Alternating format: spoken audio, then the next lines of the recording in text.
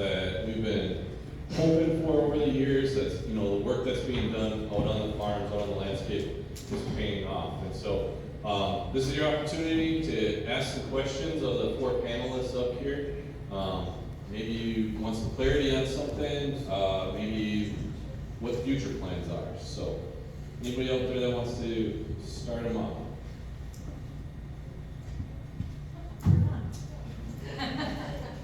Not so easy. I guess one thought that came to my mind when I was sitting and listening was, where is the future plans for water quality monitoring, well data? Like, what are the plans for the counties going forward for the next few years? If you guys would elaborate on that, if you could. So, in 2025, we are continuing our well testing program. We will be doing well testing in October this year. So I will have those dates to the public hopefully soon. We'll start registration in September. We can go up to 300 to 350 wells.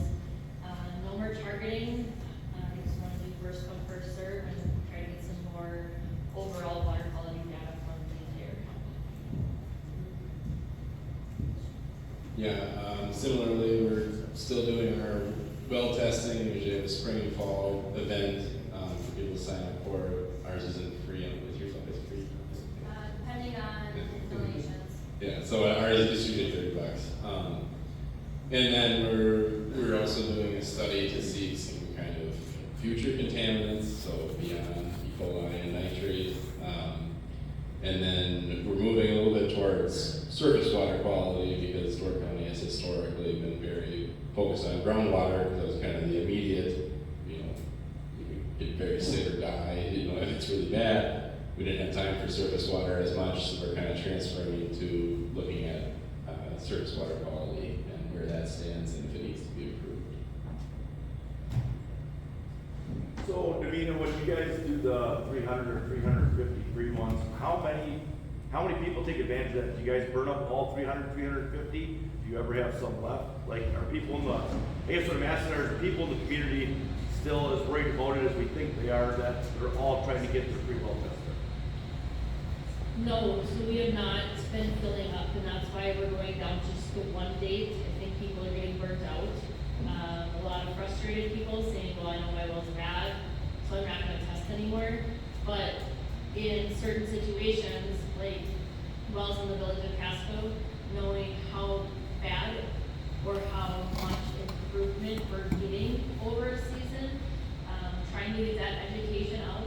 You know, if a well's going from 30 to 20 to 15, in which some of our wells are, and now our dipping's under 10, that is really important information for us. So that's why we're just doing the one this year. We're working on raising some more donations, hopefully to continue with Peninsula Pride.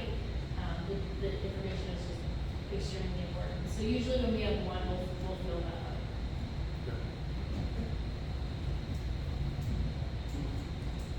Any other questions out there? I guess, Davina, what's the reason for the higher nitrate test around Casco and some of those wells? Is it just older wells, or what do you think? No, these are brand new wells, brand new houses. I'm really not that sure.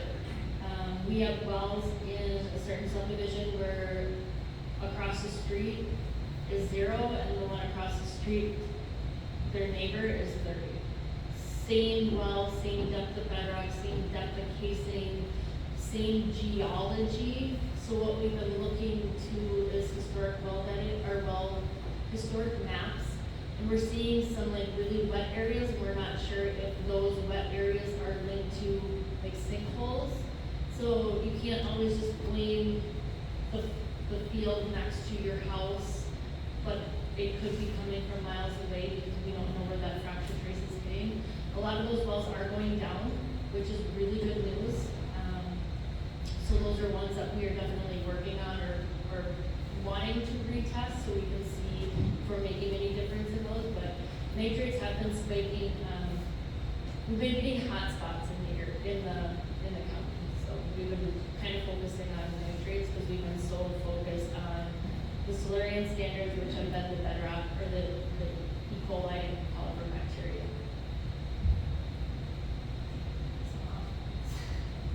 I got a question for Virge. You talked quite a bit about the outreach activities that were taken on this last year through Peninsula Pride Farms to the demonstration farms. Do you see some additional outreach needs, advice on how to educate the public that maybe is not as familiar with farming? Yeah, actually, it seems like we're always preaching to the choir. The same people show up at all the different meetings, and even if it's a matter of like maybe reaching out to your church groups, to any other groups outside of like agriculture, or the environmental groups. Always the environmental groups are the same faces that show up at all of those different meetings. And what I was really pleased with this program that we put on last March was there were probably half of the audience I had never seen before. And I think when you have an outreach of this nature, make sure that the radio stations know about it, make sure that Peninsula Pulse knows about it, make sure that the word gets out that you're going to have this kind of presentation. Let everybody know so you see new faces. I think especially like, with climate change issues, with I don't know, so many changes that are going on this planet, in this country, and in this area right now. People are becoming more and more engaged in sustainability, in how their soils are treated, how their farms are treated, where the food's coming from, and so on. And so, my hope is that we're going to see more and more new faces as people become more educated. But something as I'm talking here too that I think would be great is show up at the schools, show up at the grade schools, show up at the high schools. Make that offer to your schools to give a program to the kids, engage the kids. Get them out onto your farms and show them what's going on out there, so they become more involved in the really important things of life, which is where our sustenance comes from. That's what I would do. Thank you.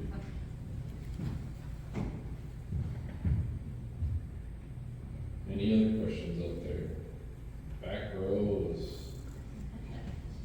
They're putting their heads down. So you want another one?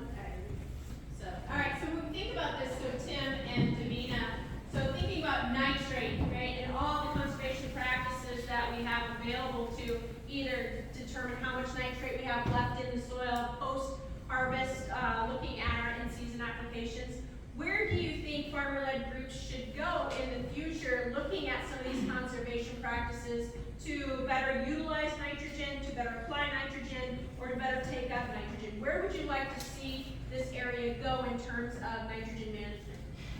I'll let you answer. Or their CCAs have way more knowledge than I do. Yeah, that's a tough one. Something that I am fascinated by are, just in general agronomically, when crops take up certain nutrients. And so doing research and in-field trials on exactly at what stage of corn, do you need to hit nitrogen on, instead of just, it's spring, here it goes, it's out there, we hope for the best. It's very interesting to look at graphs of exactly what time those plants are taking up, and that goes for every nutrient, and just to get better growth. It's fairly difficult to be monitoring that, but that's something that I think would be an interesting project to work on, is applying exactly when at different stages and seeing how that changes what's in the soil, what gets used, how much has to be put on, all that kind of stuff. It's kind of not my greatest knowledge, but alternative technologies that are coming up with low pressure irrigation, putting the nutrients on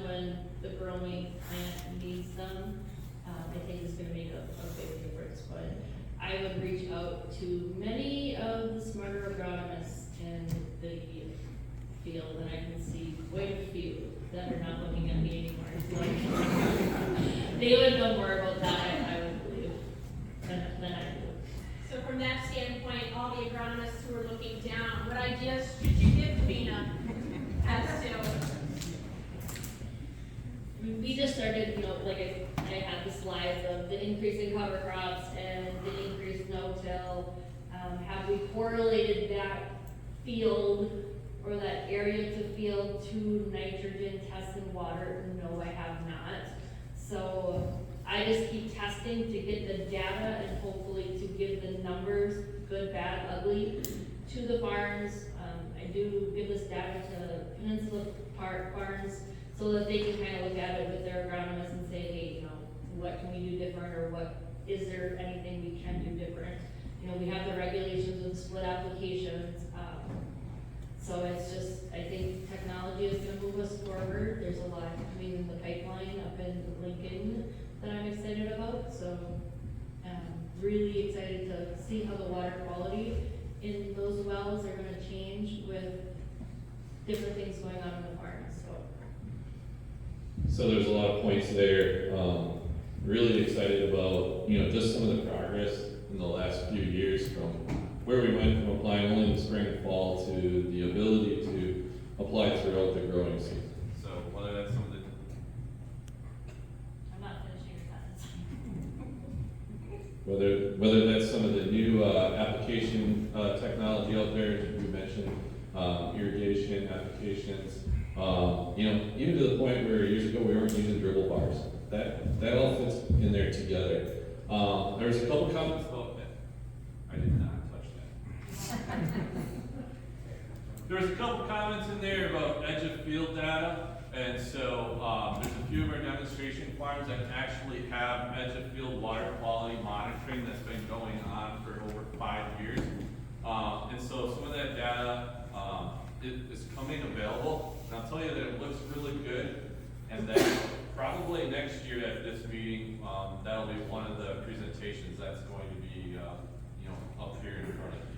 So, that's looking at pairing the water quality along with these conservation practices that you guys have undertaken, the cover crops, the no-till that Davina showed you that are going up in acres. So, with that, we are right on time